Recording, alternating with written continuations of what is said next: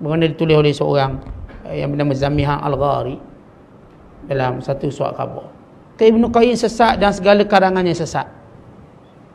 Tuan-tuan, implikasinya besar. Benar. Dia mengambil pandangan Ibn Hajar Haythami dalam Fatwa Hadisiyah.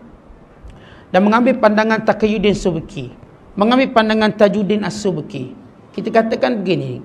Kita ada kaedah ilmu yang kita namakan Al-Jarhu wa Ta'dil. Tuan-tuan, Ibn Qayyim sezaman dengan Taqiyuddin As-Subki dan Tajuddin As-Subki. Bila mereka sezaman berlaku kekhilafan sesama mereka, ia tidak akan menjadi ukuran dalam menghukum suatu individu tentang sesat atau tidak dia. Kerana biasa orang sezaman ni dia akan bersaing antara satu sama lain. Sebab itu jarh wa ta'dil. Ilmu jarh wa ta'dil maknanya nak tahu orang tu betul ke salah, itu panggil jarh wa ta'dil. Dia betul ke, dia salah, dia adil ke, dia sesat. Ilmu ini memerlukan kepada ulama yang datang di belakang mereka, bukan ulama yang sezaman dengan dia. Kerana persaingan tadi wujudkan kedengkian, kebencian, akan wujud penghukuman yang tidak adil. Atau kerana peranan murid-murid yang nak bantu menangkan guru mereka, akan mewujudkan penyelewengan. Maka kita melihat zaman selepas itu. Zaman selepas itu bagaimana? Apa kata ulama terhadap Al-Imam Ibn Qayyim? Maka mereka melihat Ibn Qayyim okey. Hatta Imam Suyuti mengambil sebahagian besar maklumat daripada Ibn Qayyim. Termasuk bukunya Al-Manarus Sahih, termasuk bukunya yang berkait dengan ilmu hadis, termasuk bukunya Zadul Ma'ad, buku berkait dengan sirah Nabi SAW. Ia termasuk bukunya yang lain seperti Madarijus Salikin, seperti buku-buku yang lain seperti Jala'ul Afham yang berkait dengan selawat Nabi SAW, termasuk kitab Ar-Ruh, termasuk kitab Ighasatul Hafan min Masayidis Syaitan, dan lain-lain kitab diambil istinbat oleh Imam Suyuti. Yang Imam Suyuti ini seorang ulama bermazhab Syafi'i dan Asy'ariyah. Dia tidak menyesatkan Ibn Qayyim. Dia mengambilnya dalam buku hadisnya, buku sirahnya dan lain-lain.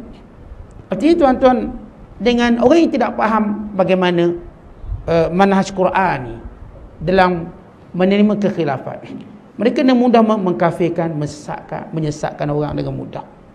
Tuan-tuan, jangan ingat, jangan mengambil kira ulama sama zaman mereka. Kalau saya katakan persaingan tadi menyebabkan murid-muridnya akan mengambil peluang untuk menjatuhkan lawan masing-masing. Maka kita lihat selepas itu, hatta Imam Bukhari, orang sezaman dengan dia mengkafirkannya. Al-Imam Az-Zuhli mengkafirkan Imam Bukhari dan memberi larangan jangan baca buku Bukhari, jangan mendekati majlis ilmunya, sehingga menyebabkan Imam Muslim bangun dan memulau majlis Imam Zuhli dan meninggalkannya dan kembali mendampingi Bukhari sebab dia tahu nilai Bukhari. Az-Zuhli kerana dia bersaing zaman dia, dan dia mendapati bintang Bukhari jauh lebih terang pada dia. Persaingan itu mewujudkan suatu pertelingkahan. Ya, manusia normal tuan-tuan. Walau dia nama ulama, persaingan menjadikan seorang tidak senang duduk, melainkan orang yang Allah Ta'ala rahmati. Bila bersaingnya habis. Kita sama Tok Imam bersaing dah, buruk-memburuk dah. Sama Tok Bilal bersaing, dah buruk-memburuk dah. Kita bila bersaing ni tuan-tuan, dia akan wujud benda tu. Ia fitrah sebahagian manusia. Sebab itu saya katakan dalam orang belajar ilmu jarh wa ta'dil, kita tidak mengambil kira ulama sezaman dalam mengkritik ulama. Hatta Imam Syafi'i dianggap tidak adil. Yahya bin Ma'in, bila dikatakan Imam Syafi'i tidak boleh dipercayai, tuan-tuan, kalau ikut Yahya bin Ma'in, Syafi'i pun sesat. Kalau kamu kata Ibn Qayyim sesat hanya pakai 2-3 nama ulama lalu menyesatkannya, tidak ada orang yang tidak sesat atas dunia ni, kerana setiap orang terdedah dengan fitnah. Tak, kalau kita baca Imam Syafi'i, atau orang yang tidak suka Imam Syafi'i, Yahya bin Ma'in, yang menyebabkan Imam Ahmad menolaknya. Dia menolak Yahya bin Ma'in, dan ulama tidak menerima syahadah penyaksian Yahya bin Ma'in terhadap Imam Syafi'i kerana ia lebih bersifat dengki dan buta sejarah. Tuan-tuan, bahkan saya baca kisah sahabat Sa'ad bin Abi Waqqas dituduh oleh orang awam sembahyangnya tak betul dan tak ikut Rasulullah. Bayangkan Sa'ad bin Abi Waqqas, sahabat Rasulullah, dijamin syurga, sehingga kisah itu sampai pada Umar Al-Khattab.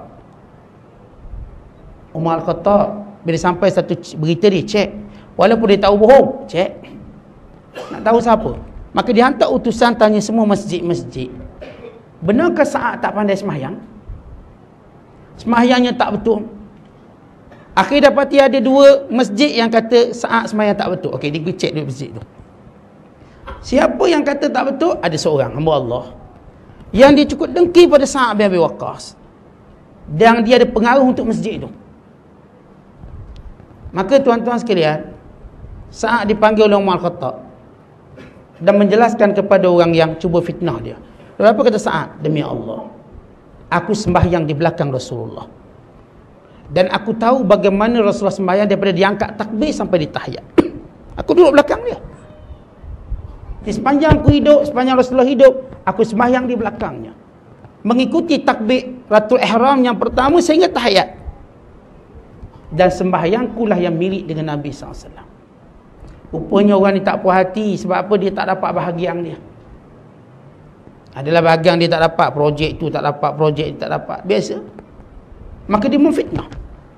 Tuan-tuan, kalau Sa'ad bin Abi Waqqas, sahabat ahli syurga, difitnah begitu, sementara orang bernama Ibnu Qayyim misalnya, yang bernama Ibnu Taimiyah misalnya, kalau sebahagian cuba menyesatkan dia hari ini, maka itu fitnah yang telah dilalui oleh semua ulama. Hatta saya katakan tidak ada orang, hatta saya sendiri terfitnah. Kita ustaz kecil ni lagilah, kalau nak fitnah kita sesat, tak ada tauliah tu satu hal lah. Kita sesat pula, tanya bila tak ada tauliah mengajarnya sesat, tak betul, cenderung sekian. Yang seorang kata kita cenderung Syiah, yang seorang kata kita Wahabi, yang seorang nak kata apa, tak tahu nak kata apa dah. Jadi tuan-tuan, itu fitnah.